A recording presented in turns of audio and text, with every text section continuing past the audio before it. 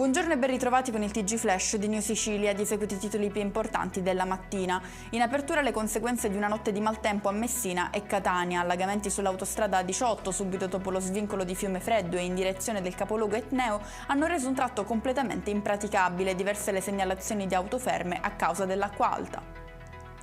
Parliamo ancora di maltempo, scuole chiuse oggi in vari comuni del Catanese, Giarre, Riposto, Piedimonte Etneo, Sant'Alfio, Gaggi, Milo e Aci Sant'Antonio. Questa è la decisione dei sindaci che hanno deciso di correre ai ripari dopo una nottata di pioggia senza tregua.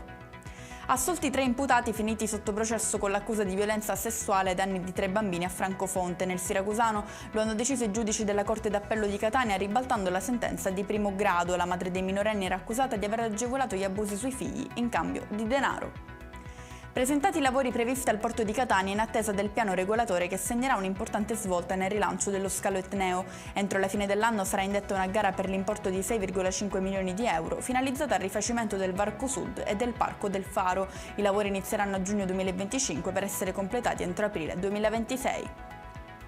Respinge delle avanze sessuali e viene picchiata a sangue. È successo a Palazzo Lacreide, nel Siracusano, a una donna di 54 anni che aveva rifiutato un rapporto sessuale con 2 giovani. Mentre uno dei 2 la colpiva, l'altro riprendeva la scena con il cellulare. I 2 sono stati arrestati. E con questo è tutto. Prossimo appuntamento più tardi alle 19:30. Grazie per averci seguito. Buon proseguimento di giornata.